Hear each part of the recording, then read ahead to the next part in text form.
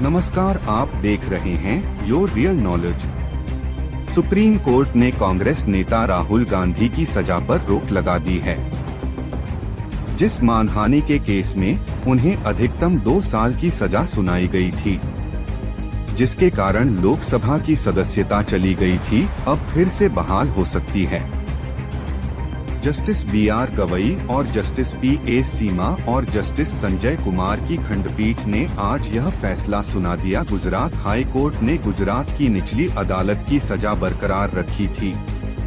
इस मामले में राहुल गांधी के वकील अभिषेक मनु सिंघवी के तर्क मोदी के वकील महेश जेठमलानी के तर्क पर भारी पड़ गए। राहुल गांधी ने बार बार कहा था कि उन्होंने कभी मोदी समाज का सामूहिक रूप से अपमान नहीं किया है और न वे इस बयान के लिए माफी मांगेंगे। यही बात हाई कोर्ट में भी उन्होंने दोहराई और यही बात सुप्रीम कोर्ट में भी कि वे माफी नहीं मांगेंगे।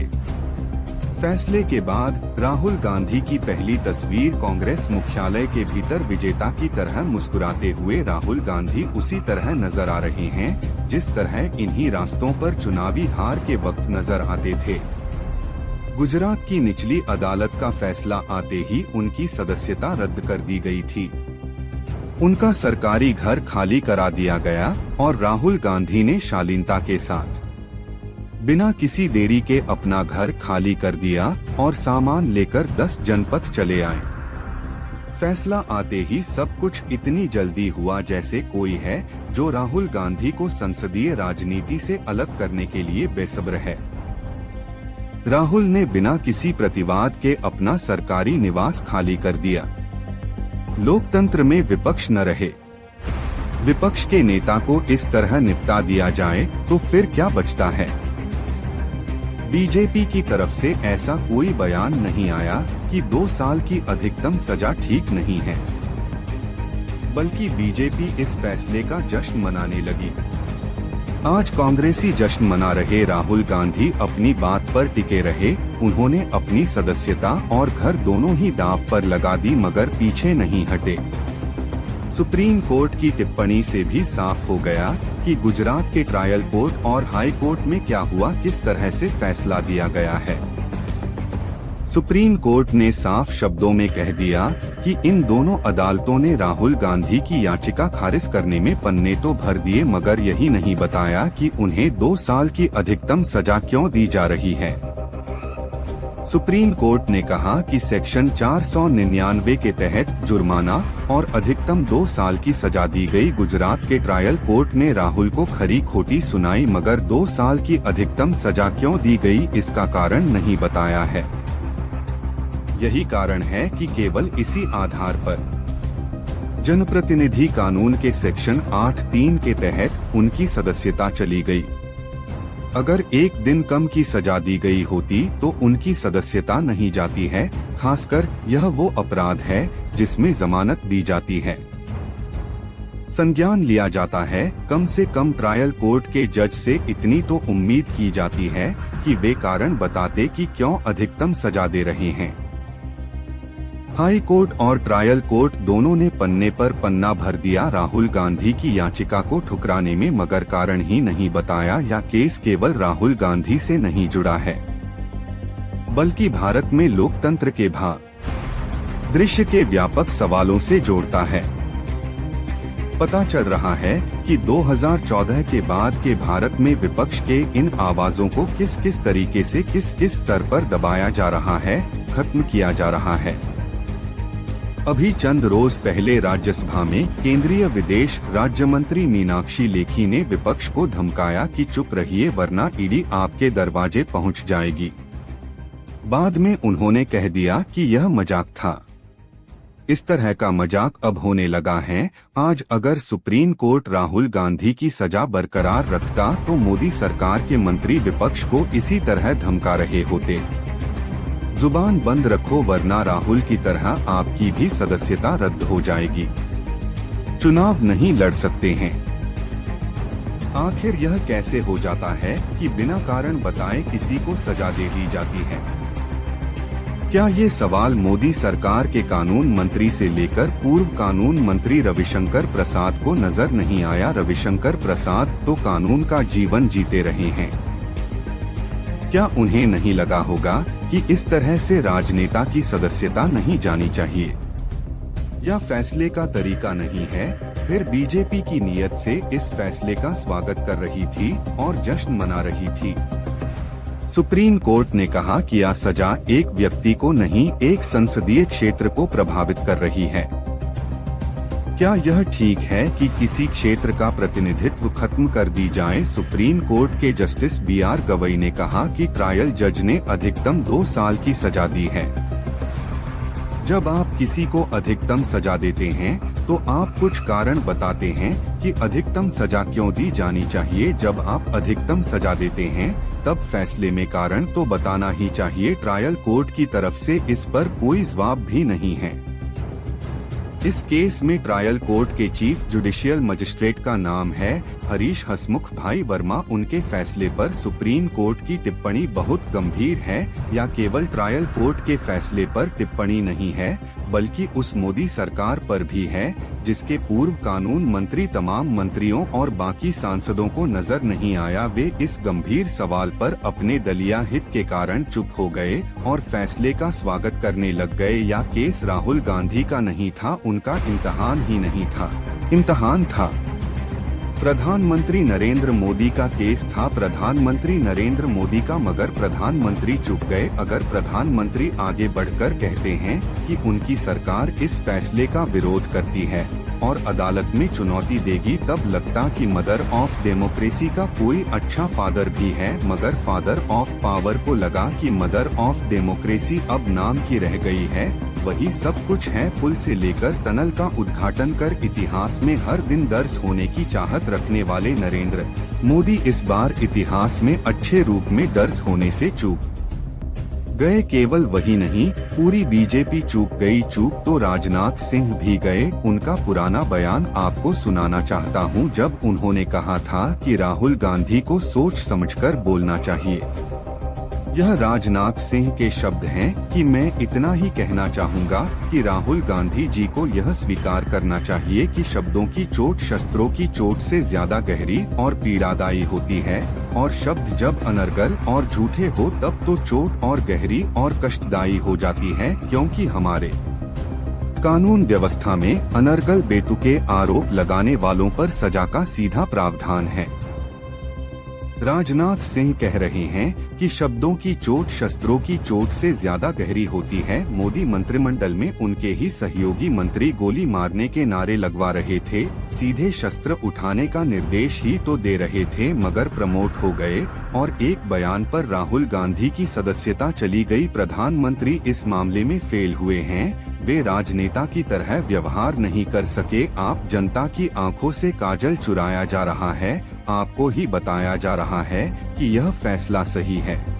क्या इन अनुभवी मंत्रियों और सांसदों को ये जरूरी बात नहीं मालूम कि सजा क्यों दी जा रही है? फैसले के साथ लिखा होना चाहिए। क्या मोदी के मंत्रियों को इसकी चिंता नहीं हुई कि इस तरह से फैसले लिखे जाने लगे तो फिर इस देश में भविष्य के लिए कोई व्यवस्था ही नहीं।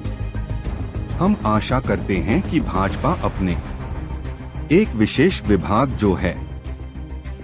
जो कई खेल खेलता है, चालबाजी की और अन्य खेल, उस विभाग पर ताला लगाएगी।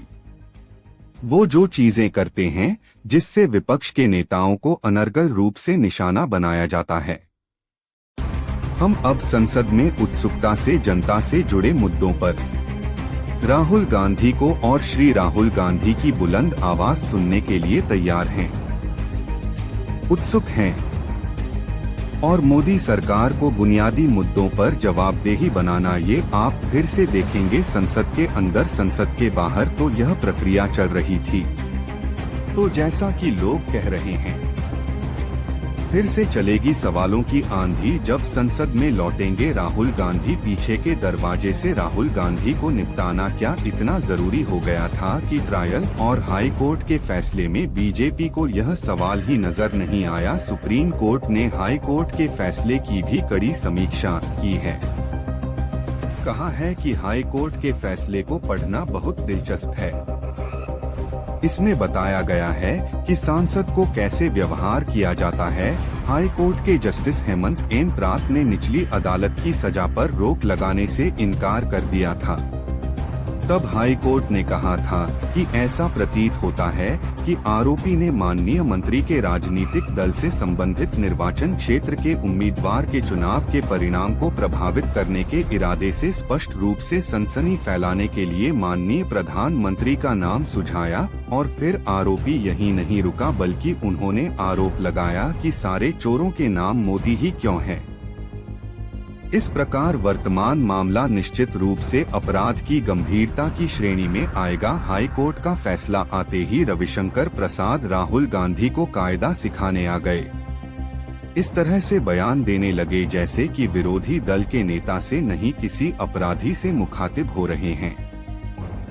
राहुल गांधी के वकील अभिषेक मनु सिंघवी ने एक बात कही कि राजनीति में आपसी सम्मान होना चाहिए, मगर राहुल के मामले में यह सब कुचल कर फेंक दिया गया। रविशंकर प्रसाद का यह पुराना बयान आपको फिर से सुनाता हूँ। राहुल गांधी ने 2019 के चुनावों में एक टिप्पणी की थी कि सारे चोरों के घर में मोदी क्यों होते हैं।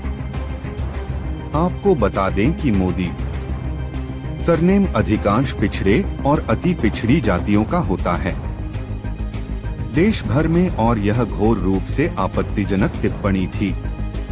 कायदे के मुताबिक उनको माफी मांगना चाहिए था, इसकी पुष्टि हो गया, लेकिन माफी मांगना उनकी की फितरत में नहीं है। कोर्ट ने कहा उनके खिलाफ लगभग 10 मामले चल रहे हैं। मानहानि के मामले में राहुल गांधी आदतन अपराधी हैं, और यह बात हम बहुत जिम्मेदारी के साथ कहना चाहते हैं। राहुल गांधी ने माफी नहीं मांगी और पूरी शालीनता के साथ इस फैसले को स्वीकार किया और अदालती प्रक्रिया के द्वारा चुनौती दी। वे भारत के इतिहास में पहले ऐसे सांसद बन गए थे जिन्हें मानहानि के केस में इतनी सख्त सजा दी गई, और अब कोर्ट के आदेश से भी जाहिर है कि कैसे दी गई। कारण तक नहीं बताया गया कि क्यों दी जा रही है। इस पूरे केस में मोदी की तरफ से महेश जेठमलानी और राहुल गांधी की तरफ से अभिषेक मनु सिंघवी ने बहस की है। सिंघवी ने जिस तरह से बहस की है, जो दलील दी है, उस पर एक नजर डालना जरूरी है। अभिषेक मनु सिंघवी ने सुप्रीम कोर्ट के 3 जजों के सामने बहस करते हुए दलील दी कि इस मामले में शिकायतकर्ता बीजेपी के विधायक पुणे मोदी हैं। राहुल गांधी के खिलाफ जितने भी केस हैं, उनके खिलाफ सभी शिकायतकर्ता बीजेपी के नेता ही हैं। यही नहीं, आज तक आपने नहीं देखा होगा कि समूह जिसका अपमान हुआ है वह 13 करोड़ का है, उसमें कम से कम 10 कास्ट और सब कास्ट है, और सब एक समान नहीं हैं, या शिकायतकर्ता ने भी कहा है। अभिषेक मनु सिंघवी ने हाई कोर्ट के फैसले का उदाहरण दिया और कहा कि उच्च न्यायालय ने यह कहा कि यह मामला अत्यंत गंभीर और भर्त्सना योग्य है।